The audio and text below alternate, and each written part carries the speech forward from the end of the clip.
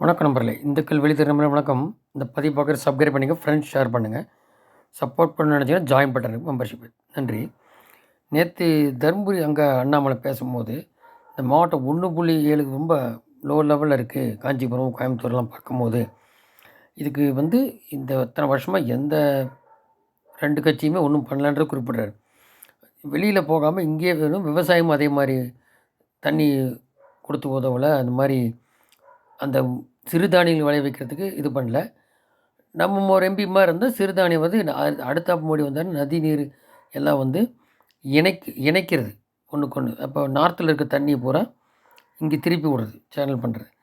அப்போ தஞ்சாவூருக்கு இங்கே பெங்களூர்லேருந்து கர்நாடகாலாம் கேட்க வேண்டியது அந்த மாதிரி இல்லாமல் அந்த நதிநீர் இணைப்பு, குழந்தைகள் வளர்ச்சிக்கானது பண்ணுவோம். இவங்க ஜாதி அரசியல் பண்ணிவிட்டு பின்னோக்கி போயிட்டுருக்காங்க அப்படிங்கிறத குறிப்பிட்றாரு. இது போக யார் வரக்கூடாது அப்படிங்கிற ஸ்டாலின். அப்போ யார் வரணும்னு சொல்லுங்கள். நிதிஷ்குமாரா, மம்தாவா, ஸ்டாலினா?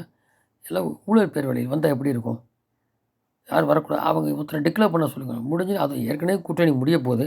டிக்ளேர் பண்ணால் அதோடு முடிஞ்சுது. மல்லிகார்ஜுன கார்கே சொல்லி மம்தா அவர் அலறிட்டு நான் இல்லைன்ட்டார். ஸோ நார்த்தில் இவரை மிஞ்சி யார் தலைவர் இல்லை. இங்கே வந்தால் 2 தடவை மோடி வந்தார். இங்கே குறைஞ்ச சீட்டு வந்தாலும் சரி, பர்சன்டேஜ் ஏறினாலும் சரி, மறுபடியும் மோடி தான்.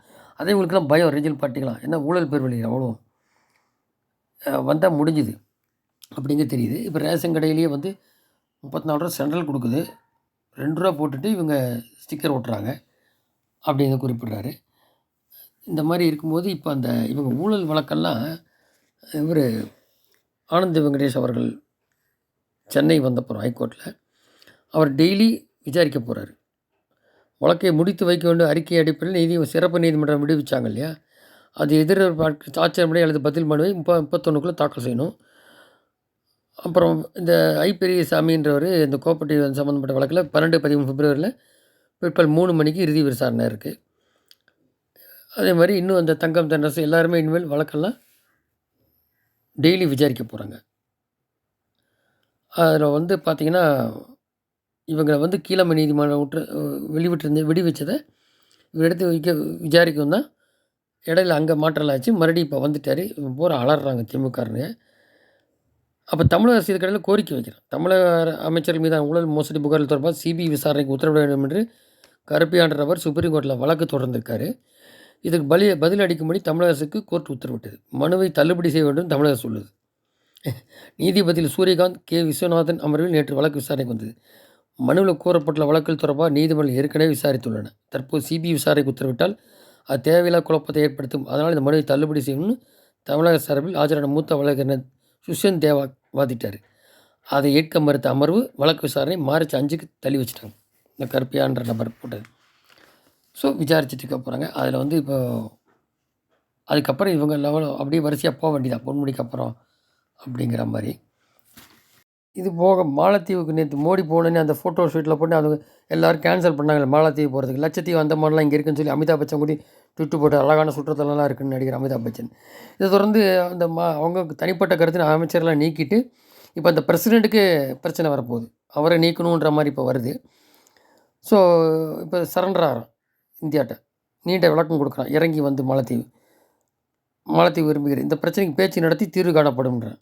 எப்படி இந்த மாதிரி இருக்குது. காஷ்மீர் முடிச்சிருக்காரு. இவன் தெரியாமல், பவர் தெரியாமல் இவர் ஒரு சின்ன நுணுக்கம் பண்ணார். யார்ட்டும் ஒன்றும் பண்ணல. இதனால் இவங்க இப்போவும் பாருங்கள், கனிமொழி அவங்க ஒதுக்கத்தான் உதயநிதி டெல்லிக்கு அனுப்புகிறாங்கன்றாங்க. ஸோ இது சீனியர் அமைச்சர் கனிமொழி அதிருப்தியெல்லாம் வெளிப்படும். அடுத்தப்பில் எம்பி சீட்டு தராங்களான்றது தெரியாது. ஸ்டாலின் கருணாநிதி அவர் இருக்கும்போது கனிமொழிக்கு முக்கியத்துவம் கொடுத்தாரு. அதனால் பல விளையாட்டு இருக்கும். அது மோடி உட்கார்ந்தப்புறம் இந்த ஊழல் பேர் வழி போகும்போது அதில் இது எப்படி பாதிப்பு அப்படிங்கிறத நம்ம வெயிட் பண்ணி பார்க்கணும். இதுக்கிடையில் இப்போ இந்த வளர்மதி, பன்னீர்செல்வம், தங்கம் தென்னரசு, எஸ்எஸ்ஆர் ராமச்சந்திரன் 4 பேர்த்து இப்போ எடுத்துட்டார் கையில் நீதிபதி ஆனந்த் வெங்கடேஷ் அவர்கள். அது டெய்லி விசாரணைக்கு உட்படுத்தப்பட்டு அதுக்கு விரைவில் அதுக்கு வரும் அவங்களுக்கு அப்படிங்கிறத நம்ம வெயிட் பண்ணுவோம். இப்போ இந்த அதிமுக 15%றோம். ஆனால் சீட்டுக்கு மட்டும் 30 கோடி கட்டினு மாவட்ட செயலாளர்லாம் அலறான். பழனிசாமி 15%ங்கிறான். 30 கோடி யாராவது கொடுத்து எம்பி சீட்டுக்கு நிற்பானே, இன்னும் ஜெயிக்கலைன்னா போச்சு 30 கோடி. அப்படி ஜெயித்தாலும் ஏதாவது மந்திரி இருந்தால் தான் அவங்க சம்பாதிக்க முடியும் போட்டதை. எப்படி 30 கோடி கேட்குறாங்கன்னு தெரியல. அதனால் அது ஒரு பிரச்சனை கிளம்பியிருக்கு. இல்லை சிதறி இருக்கிறதுனால இவங்களுக்கு திருப்பி வந்துருவோன்ற இது அது எப்படின்றத பார்த்தா தான் தெரியும். திமுக ஒன்றும் பாருங்கள், இப்போது இந்த 1000 ரூபா வந்து பொங்கல் கொடுக்குறது எதிர்க்கட்சியாகவும் 5000 கொடுத்தாரு. 2500 கொடுக்கும்போது கடைசியாக பழனிசாமி. இப்போ இந்த 1000 கொடுக்குறதுலேயே மத்திய அரசு மாநில ஊழியர்களுக்குலாம் இல்லைன்னு சொல்லி லிஸ்ட்டு போட்டிருக்காங்க. லிஸ்ட்டு படி 1000 தான் கொடுப்பேன்றாங்க.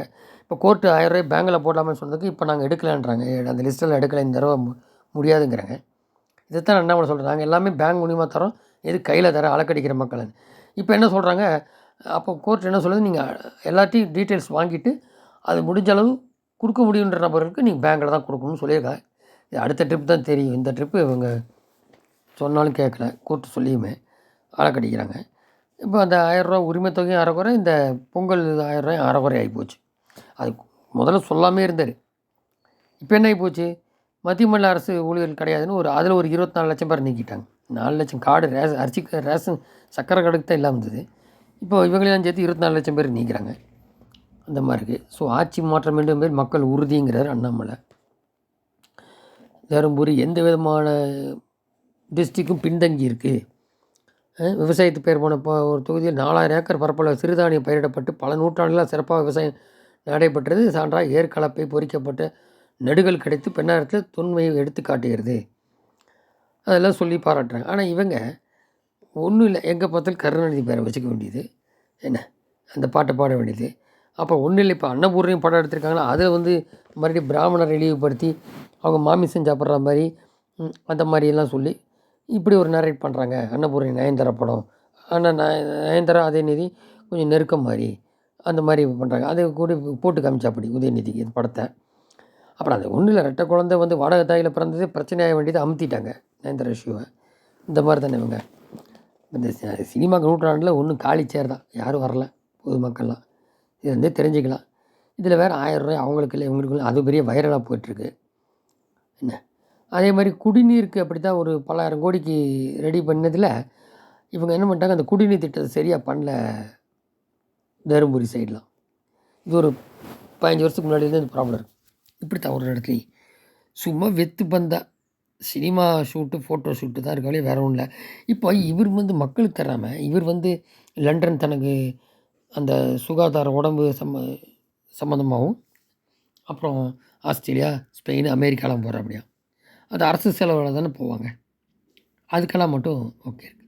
மக்களுக்கு கொடுக்கறதுக்கு சாதாரணமாக இப்படி வஞ்சகமாக இருக்குது. ஸோ அது மக்கள் விரோத அரசு.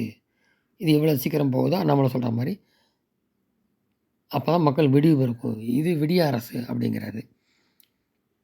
அதுதான் ஏடிஎம்கேல ஜெயக்குமாரும் குறிப்பிட்றாரு. எம்ஜிஆரால் தான் கருணாநிதி வந்தார், இவங்க வந்து இன்னும் அந்த கதை வாசனை எழுதிட்டே இருப்பாங்க, மக்களுக்கெல்லாம் ஒன்றும் நடக்காது அப்படிங்கிறார். அது முற்றிலும் உண்மையாக தான் போயிட்டுருக்கு. பார்ப்போம். நன்றி. ஜெயந்தி.